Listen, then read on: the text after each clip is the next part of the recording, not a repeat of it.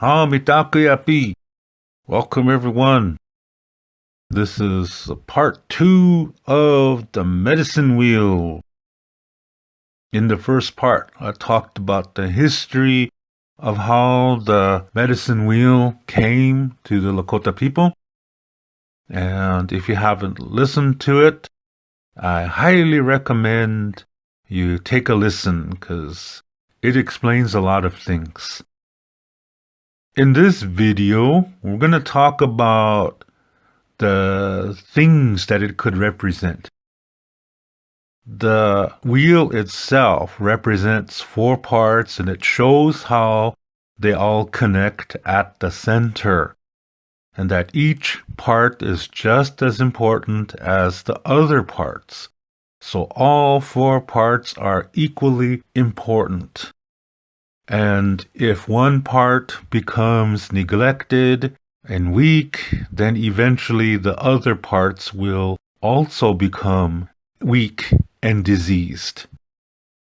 And likewise, if too much focus is placed on one part, again the other 3 will become weak and the wheel becomes diseased again. So, to sum it up, if one part is neglected or too much focus is given to it, the entire wheel becomes weak. And in this video, I want to talk about the things that it represents. There are many things that it could represent. For example, creation. In the Lakota way, all creation is categorized into 4 parts, and you can use this medicine wheel to show that. In one part, it's the things that move and grow. This is called taku shkan shkan. This would be like flowers, plants, water, the air, clouds, things like that. Another part is the hutopa. This is the 4-legged creations. These are animals that walk on 4 legs. And another part is called the 2-legged. This is the hunum. These are 2-legged people. And this part is mainly humans and bears. If you have listened to my previous videos of how we got the drum, that video includes how bears are part of the 2-legged group. And I can put a link to that video in the description below. Another group that is represented in this wheel of creation would be the winged.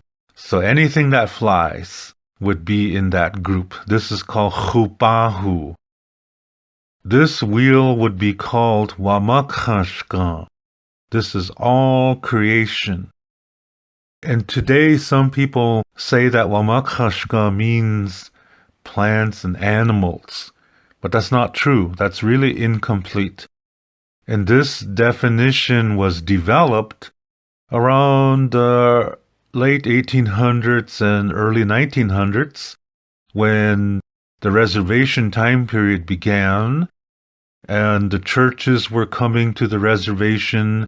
The healers were sent to a mental hospital in Canton, South Dakota, so the people had no place to go to for spiritual help or any kind of healing. The American government did this to influence Indians to go to church and become Christians. And it worked, because today most Native people are either Christian or they are Christian influenced. Even people who are going back to the ceremonies, they still look at it through Christian eyes. Most of the time they don't even realize it. So they're still Christian influenced. Now, in the Bible, on the first page of the Old Testament, it states how God said that man is above all creation, that man is over the earth, man is over the plants and animals and fowls of the air, and that man can do whatever he wants, that he is above nature and animals. And so this is the reason why the priests who learned to speak Lakota, they changed the definition of Wamakashka to mean plants and animals. But this is false. Wamakashka includes everybody. In the Lakota way, all creation is in this circle. That means people are a part of it. Whereas in Christianity, people are above nature and animals. But in the Lakota way, people are connected to all nature and plants and everything that moves and grows. That we are all in it together.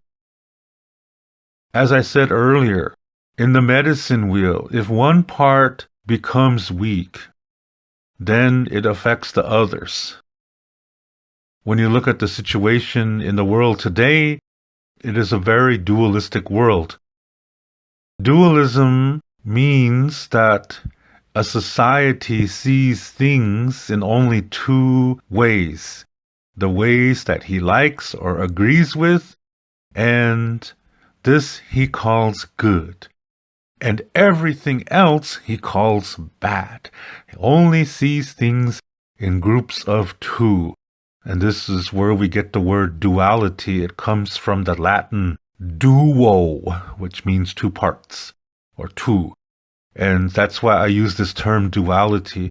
In duality, people see everything as having only two parts. And the part they agree with, they say that's good. And the part that they don't agree with, they call that bad. And then they have this thinking that, okay, since you don't agree with me, then you're the enemy. And I must prove to you that I am right and that you are wrong. So then you can join me and you can be right too. And if you don't join me, then I must destroy you. That's basically the foundation thought process to duality. And look around the world and see where that fits. It fits almost everywhere. When you think about religions and people are saying, join our church is the true church, or or something like that. Well, that way of thinking really makes this wheel sick because that person is trying to not be a part of it. When a dualistic society says, we're right and you're wrong, or if you don't agree with me, you're wrong, then that kind of thinking is what makes this wheel weak. It's what weakens our connection not only to nature and to animals, but it also weakens the connections that are inside of us, because the first concept in Lakota star knowledge is reality begins within. And how you communicate, this reflects whatever is inside of you, outside of you. So for example, however you are inside of you, however you think about things, this is going to show in what you say and also in how you interpret something. Like when you look at something and it makes you feel a certain way, this process is incoming communication. It's coming inside of you. When you look at something, when you hear something, when you listen to something, or when you smell something, or when you touch something, and all of this makes you feel a certain way or think a certain way, this is incoming communication.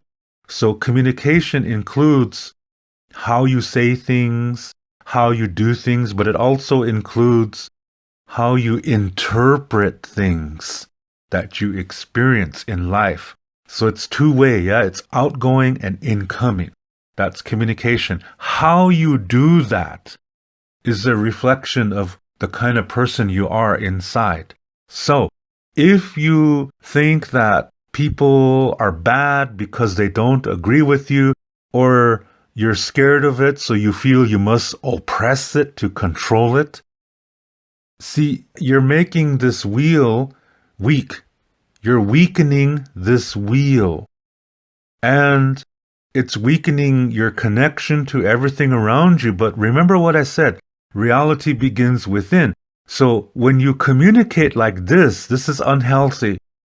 And it's also going to affect what's inside of you. Because reality begins within. I keep saying this because this is a very important concept in Lakota Star knowledge. So, as you try to separate yourself by putting yourself above anything that you disagree with, you're doing the same thing to yourself because reality begins within. It's the way you think. And the way you think is going to affect everything inside of you.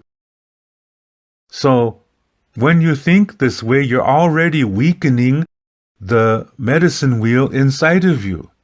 You're already making that weak. And it's going to show in the things that you do.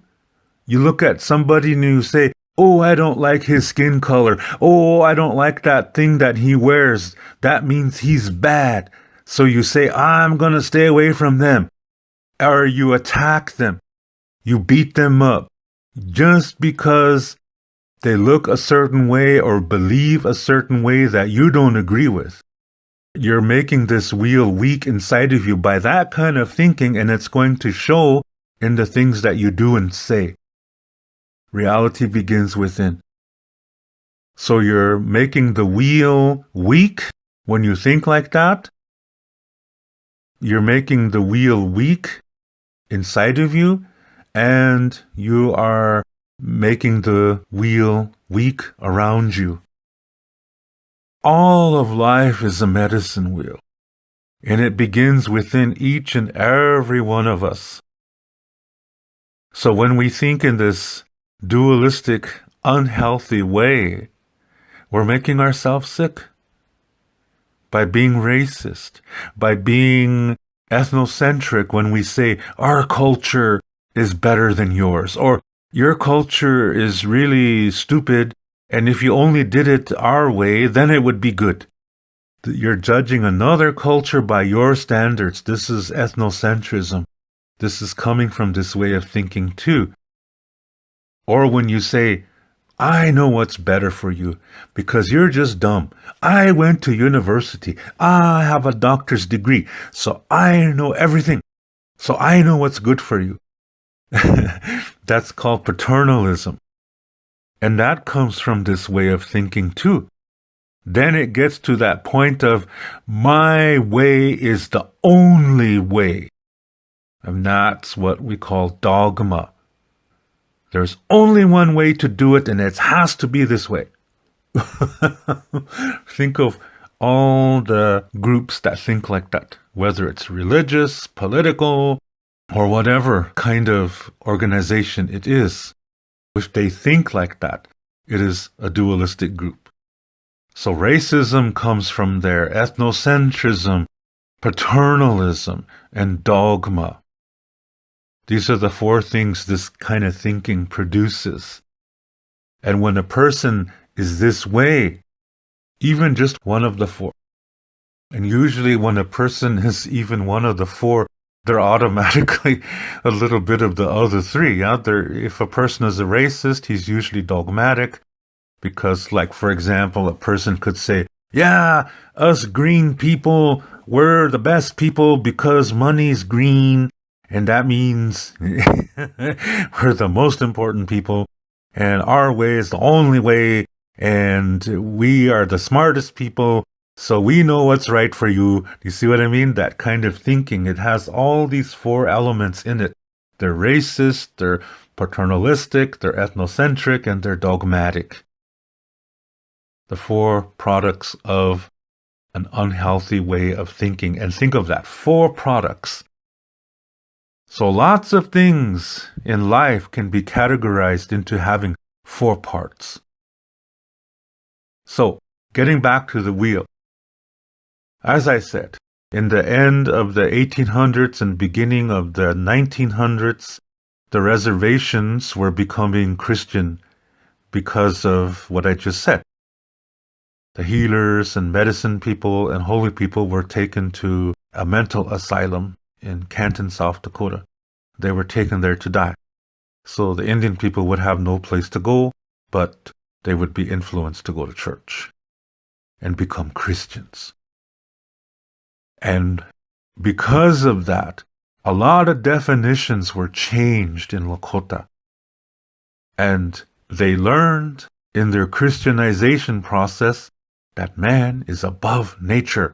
So Christian Indians and Christian-influenced Indians, they say that Wamakashka is plants and animals. They don't include themselves in it.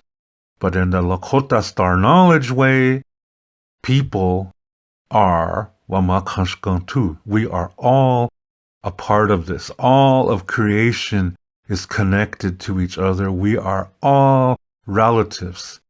This is why we call everything a relative. We call plants relatives. We call animals relatives, that which moves and grows. The things that fly. Everything in nature, we call it a relative because we are all connected to each other.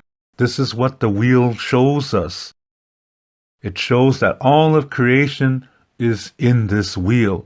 And when you look at that wheel, it shows that everything is connected.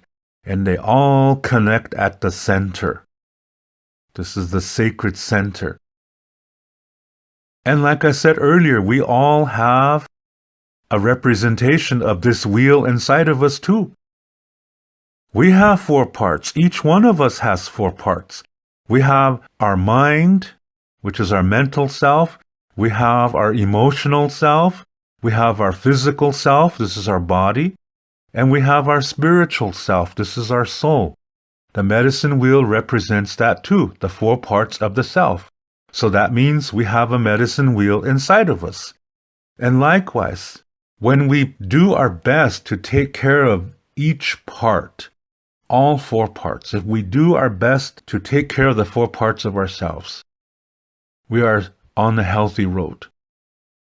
Now, this does not mean be perfect. No, it does not mean that.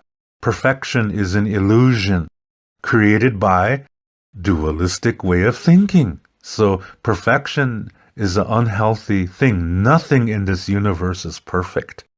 Nothing. And to believe in perfection is to believe in an illusion, because it doesn't exist.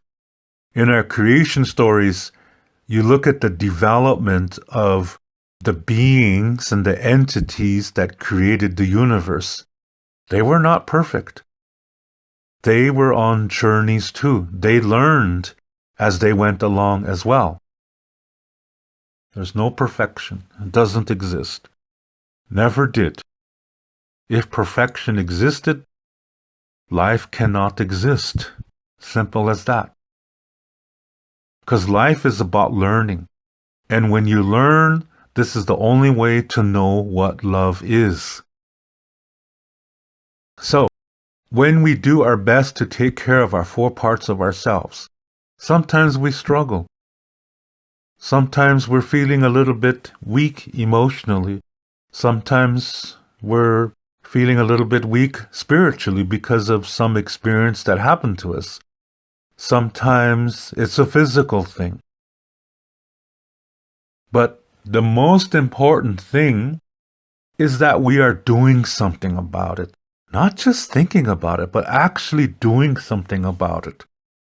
And staying on that road. This is the healthy road. This is the road of life, taking care of the 4 parts of ourselves. This is how to live. And we learn by our choices that we make. And sometimes we learn from the consequences of those choices. But learning is a good thing. Learning is a healthy thing. This is why in the Lakota way, as long as you learn from your choices and consequences, there are no mistakes. As long as you learn from it, there's no mistake. It's when you neglect that, when you choose not to learn from consequences that didn't turn out right for you, when you refuse to learn from those consequences, then it is you who are making it a mistake, not life. It's you, because you are choosing to not learn from it. So in the Lakota way, as long as you're learning from it, there are no mistakes. Instead, once you learn from it, it is a teaching experience. And learning is important because this is the way to know what love is. Power of love. This is really a beautiful thing. It's how the universe was created. It's how we were created. It was how all of life was created. This is an expression of love. So, we do our part to nurture our connection to it. We are responsible for not only ourselves and taking the care of the 4 parts of ourselves, but we are also responsible to maintain the balance of nature by managing it. But first we have to manage ourselves. So we know, so we feel the connection to nature, to the earth, to the air, to the fire, the sun, and to our wonderful grandmother earth. We take care of ourselves so we can nurture our connections to these 4 beings.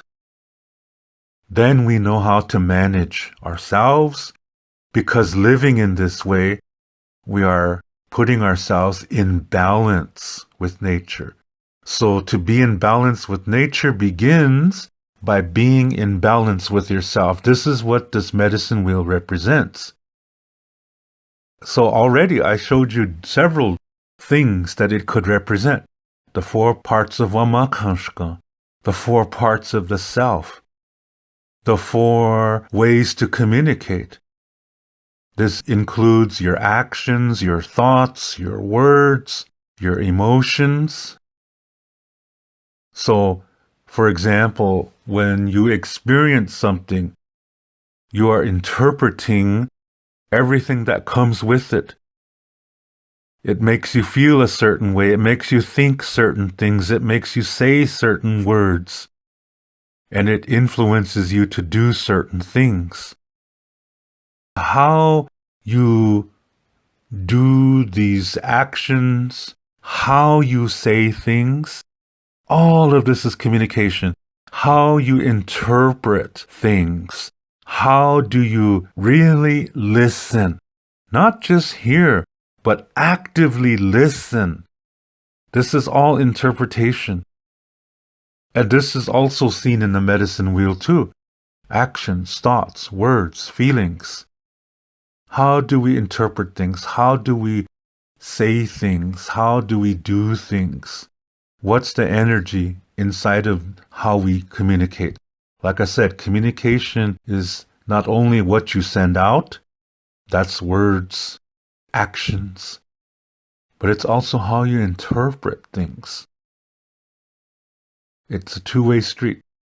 Communication is what you send out, and it's also how do you receive it? How do you interpret communication from others? This is represented in the medicine wheel too. A tioshpaye also has 4 parts. It has an economic part, it has a political part, it has a cultural part, and a social part. So for example, the economic part, this is the hunting, the preparation of food, the preparation of clothes, our homes, the distribution of these things to everyone in the society. The political part, this is our government, our traditional government. There was no one leader of a tribe in the Lakota Star Knowledge way. It was always a council of chiefs. As soon as you get one leader, there's that tendency to become dualistic, where a guy says, I know everything, and all you other guys have to agree with me because I'm smarter than you. See, here we come with that thinking I was talking about before. This is why in traditional ancient Lakota government, there was no one leader. It was always a council. And every family had a representative on that council, so every family was represented. So there was no way to form factions like you see today.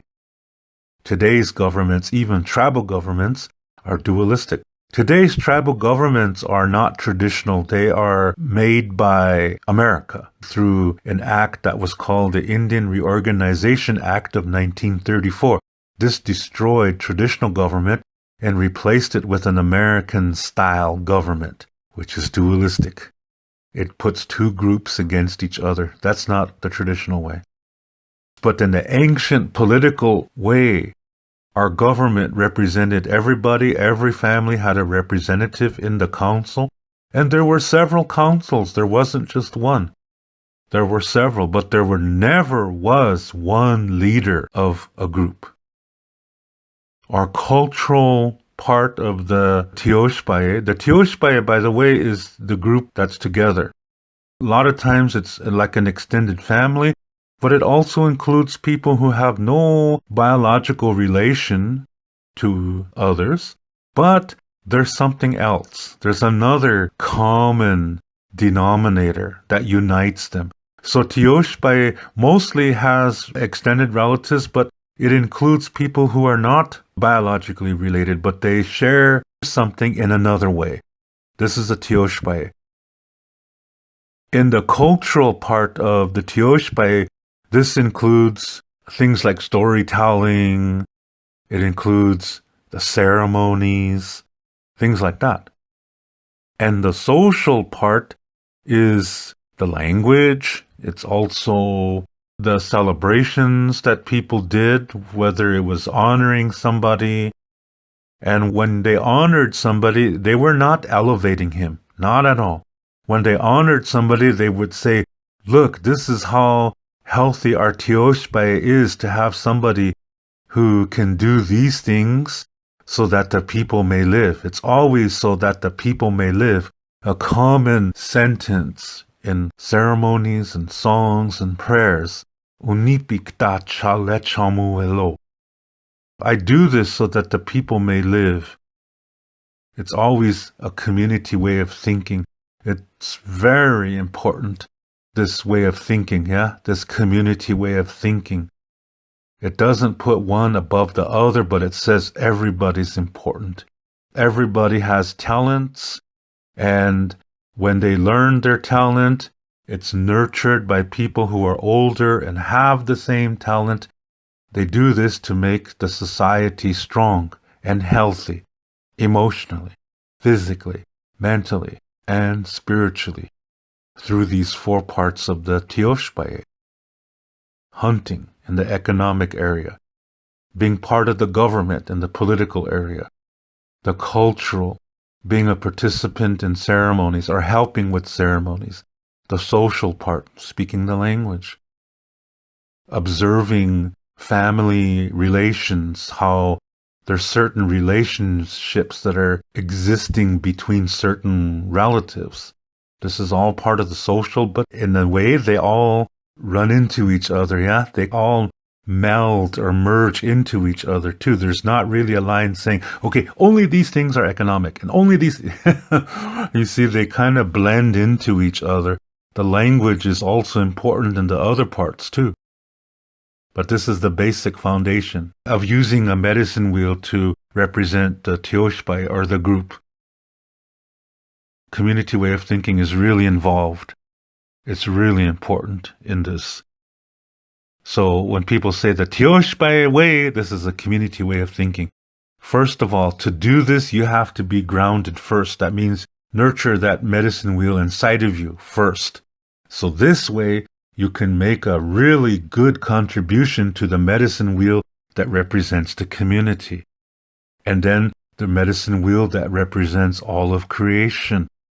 The Wamakanshka, the two-legged, the four-legged, the winged, that which moves and grows. The medicine wheel, it represents a lot of things, and it also shows that all medicine wheels connect to each other. They all connect at that center, that sacred center. So you have a sacred center inside of you. Every one of us does. All of creation does. Each member of creation has a sacred center where the physical, spiritual, emotional, and mental part connect. This is very important. This is where we connect to each other. This is on that Wamakashka medicine wheel. We are all part of it, and we nurture our connection by taking care of the 4 parts of ourself. This is the way we nurture the medicine wheel of life, the universal medicine wheel. The medicine wheel is a very beautiful symbol. It can also represent the 4 ages of life. For example, we're born, we're babies. Then we're children. That's the second part. Then we become into adults. It's the third part. Then we become old. We're experienced. Some of us have wisdom. Notice I said some. Going to any bingo game where there's a lot of old people and they really get mad if somebody sits in somebody else's chair. So wisdom does not equal old age. Wisdom does not equal old age. That's why I said experienced. So that's the four developments of people. The medicine wheel could represent that. Today, some people also say that the medicine wheel can represent the 4 ages of the universe. They will say that it begins with the fire age, then it comes to the stone age, and then the water age, and then the pipe age. That's a modern representation because according to our current pipe keeper, Mr. Looking Horse, he says he's the 19th generation keeper of the white buffalo calf pipe. This is the first pipe. So that being said, that means the pipe has only been here for around 600 years. Well, Lakota people have been here a lot longer than that. Our original ceremonies did not include the pipe because we didn't need it. Think about that. I'm not going to say anything beyond that. Just think about that. So that's why I said this is a modern interpretation. I'm just saying it because you may hear somebody talk about this. So I'm just bringing awareness to you of that way of thinking. So the medicine wheel can be used to represent a lot of things. As I said, the 4 parts of the self. It includes the 4 stages of physical development, the 4 groups of Wamakashka, the 4 parts of a society or Tioshbae, the 4 ways of communication. The list goes on. And each part of the self can also be seen in 4 parts too. Like I was saying, when you look at the medicine wheel to represent the 4 parts of the self, we have the mind, the soul, the physical body, and the emotional part. You look at those 4 parts, they all connect together, as I said. And where they connect is your sacred center. This is a very sacred area. Now, each one of those 4 parts can also be seen in 4 parts too.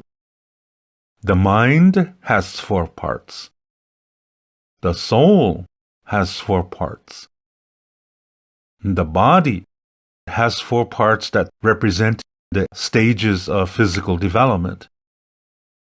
And the emotional part has 4 basic emotions: happiness, sadness, anger, fear. And then you combine some of those parts and create other emotions, but it has 4 basic emotions. So the medicine wheel can be used to represent many, many, many things. But one thing it does not represent is skin color. It does not represent skin color. A lot of modern thinking Indians will say, the medicine wheel represents the black people, the white people, the yellow people, and the red people. Well, yeah, look at white people. Have you ever seen somebody who is really white other than Irish people? I'm just kidding. I, I have I have Irish sisters and we tease each other all the time. So, but technically, there really is nobody yellow other than the Simpsons and people who have hepatitis.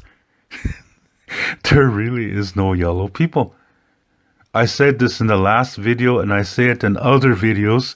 When I first moved to Germany, I took a language class and there were people from all over the world in that class. And there were a lot of Asian people. There were some people from Japan, from Taiwan, and South Korea, and Malaysia, and other Asian countries. And not one of them had yellow skin. They had variations of brown, but not yellow. So it does not represent skin color. And same thing with red. The only red people I've really seen are people who are sunburned. That does not represent red people. Where do you think that idea for red people came into existence? It comes from Christopher Columbus. When he was trying to find India and got lost and ended up in Central America and he landed on one of the islands there. First he thought, India. Then he realized, wait a minute, there's something different about these people. They don't look Indian.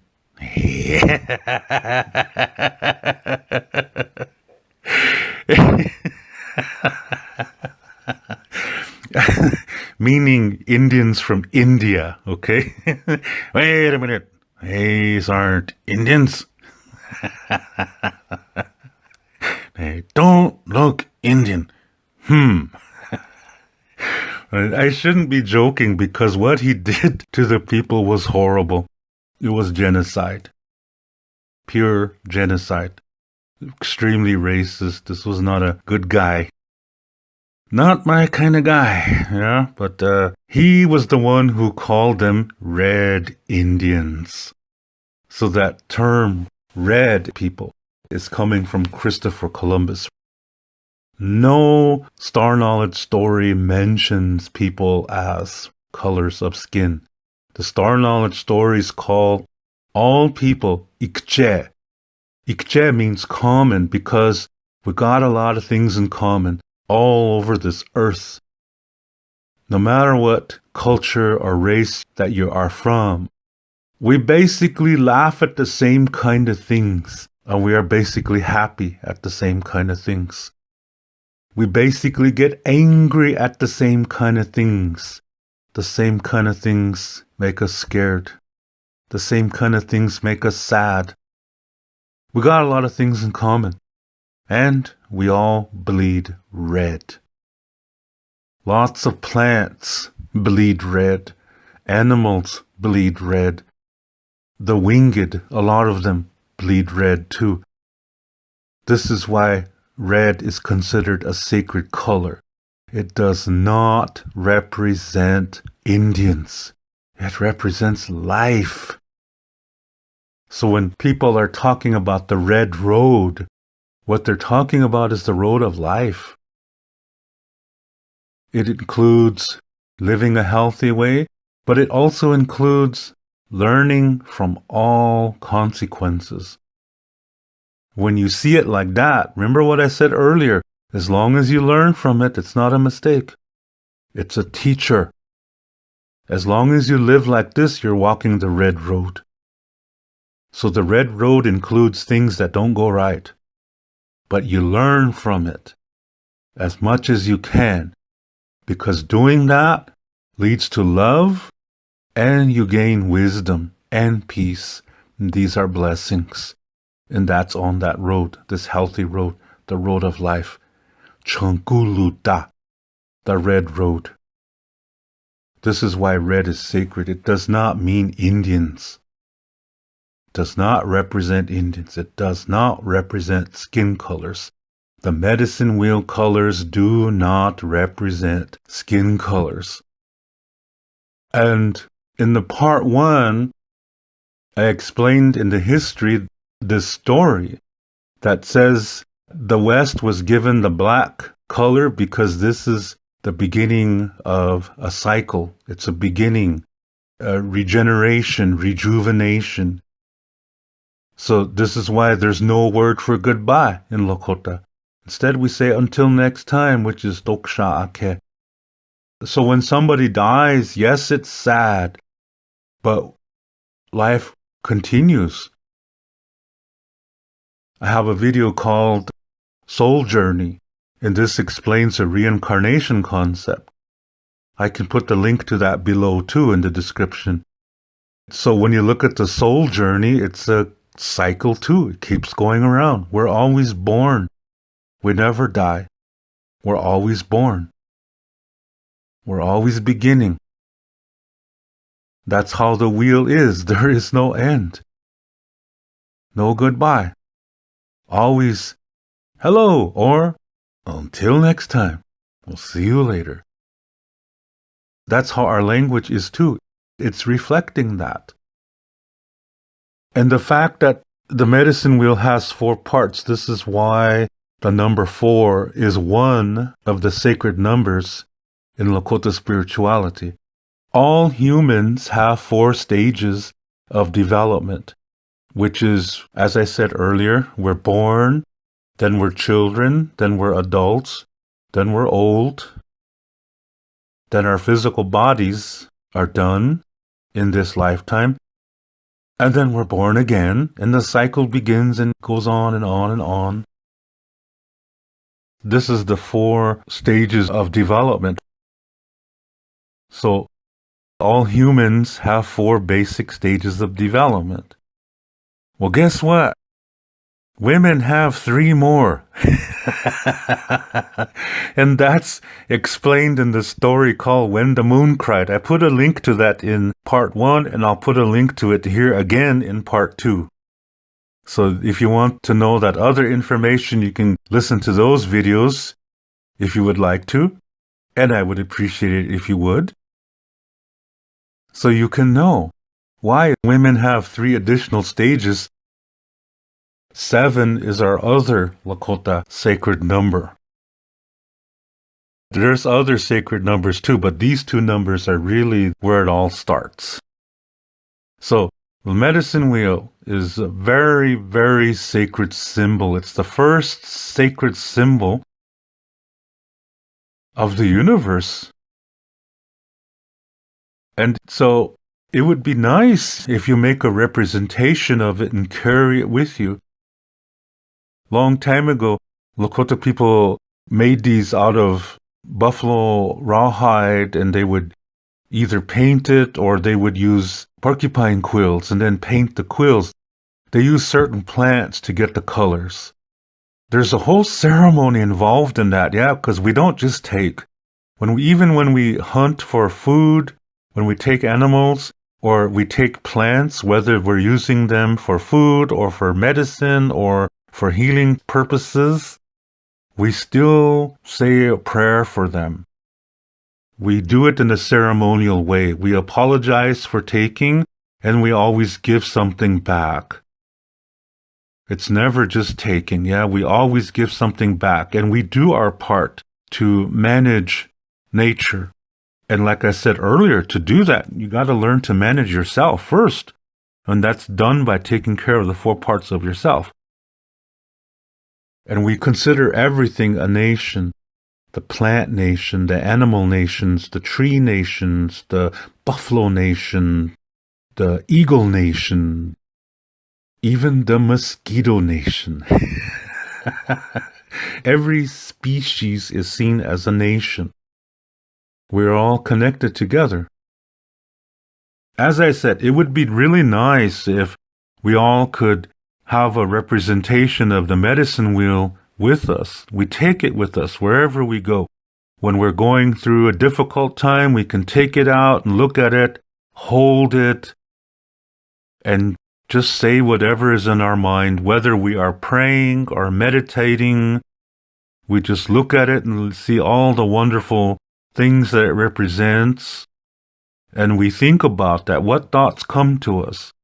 Sometimes we can get answers by doing that. In the beginning, we learned that the medicine wheel represents the 4 directions. And these were the colors that were given to those directions in the Star Knowledge version of the story. Now, black must always be in the West because this represents the beginning of a cycle, healing, rejuvenation, regeneration. The other 3 colors, sometimes they are in different locations. For example, a man may do the humblecha ceremony, which is crying for a vision, and in his vision, he might be shown a medicine wheel with the colors in different locations. This is a personal thing for him. It's in a different order because it's going to help him. That order will help him, but even then, black will be at the West. But for him, maybe red's in the North. And there's a reason for it. Maybe for another man, yellow is in the North. It's okay if the other 3 colors are in a different order. There's nothing wrong with that. What connects all medicine wheels to each other is that black is in the West. As long as that is there, the sacred centers can all connect. And sometimes there's different societies that will use different colors, but all medicine wheels have black at the West. A certain society may have the colors black, white, yellow, and purple. No kidding. This means something. It's that society's or that group's representation of something. They focus on certain things. Like there's people in ancient times who were kind of like doctors of emotion. They worked with people who had emotional problems. And their medicine wheel might have a different color.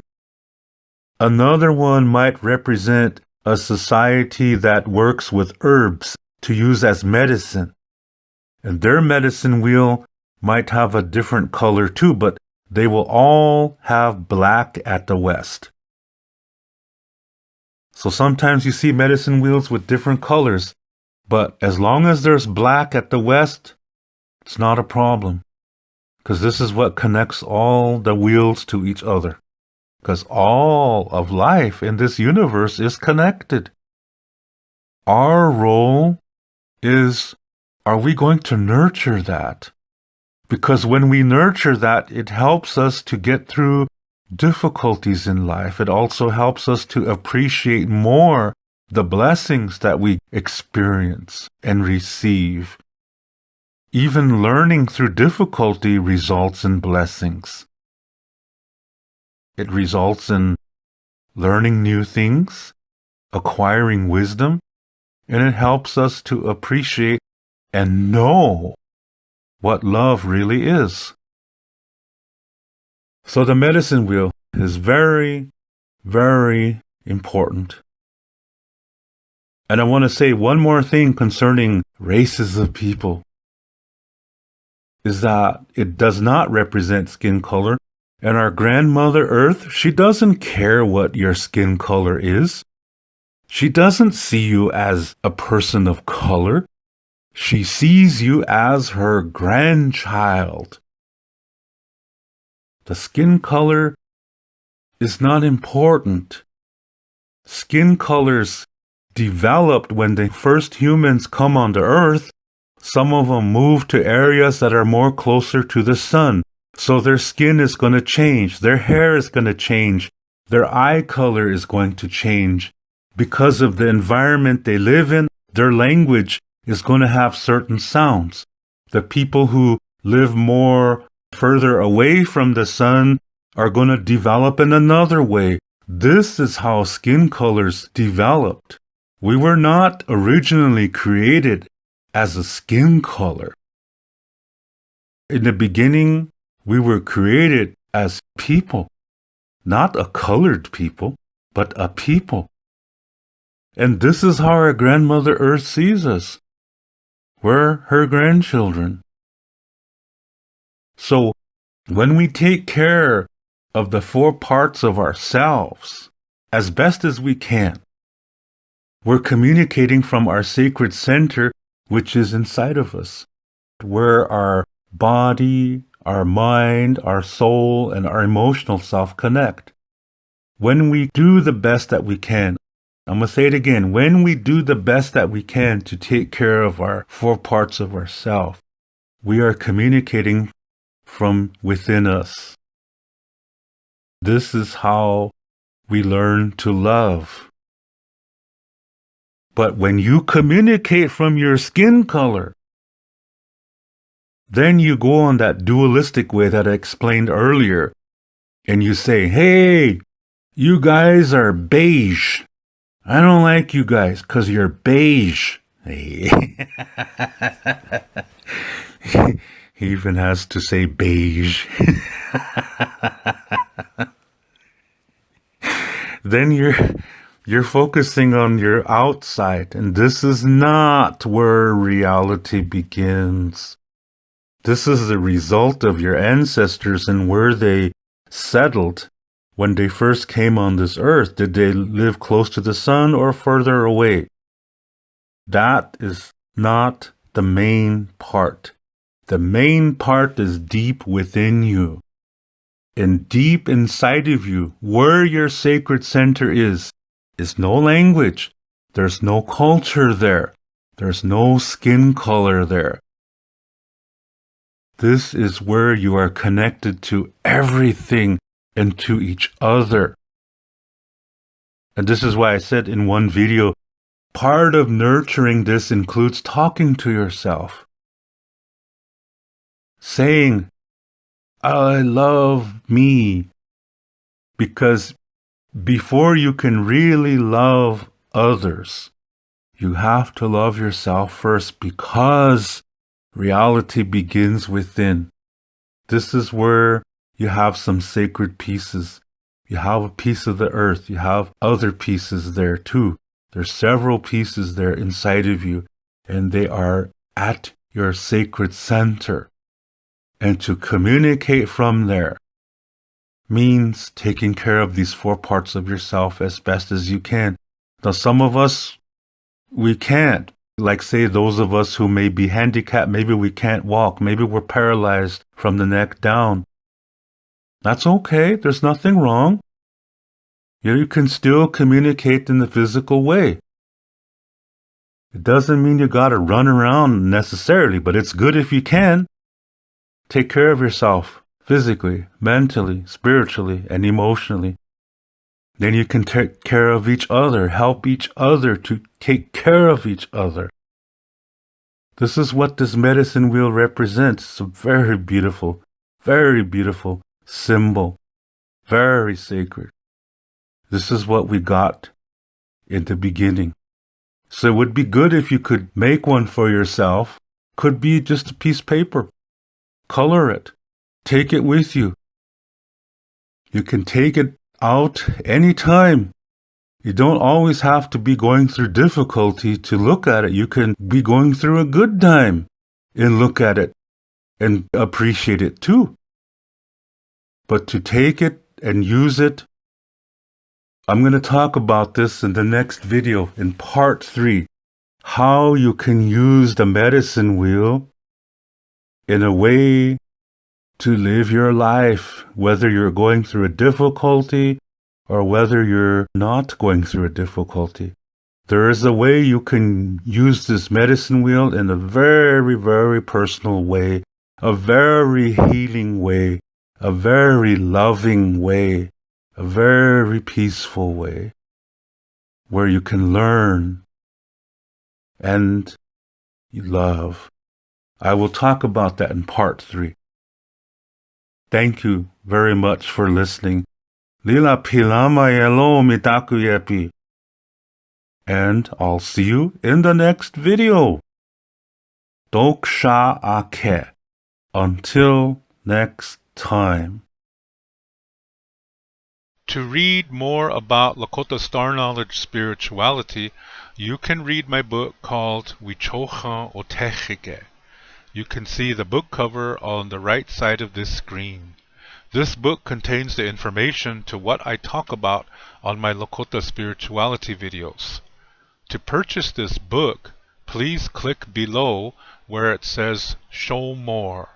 Clicking on that link will open up the description below, and there you will see a link called To Purchase My Books. As you will see, it's an eBay link. Click on that eBay link, and there you will see the information to get this book.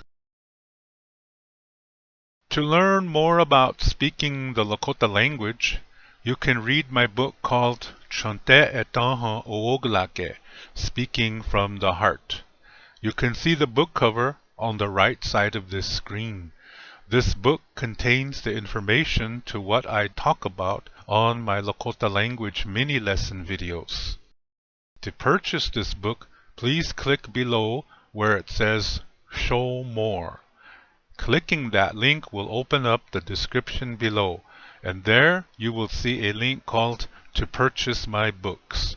As you will see, it's an eBay link. Click on that eBay link, and there you will see the information to get this book. Lila Pilamayelo. Thank you very much.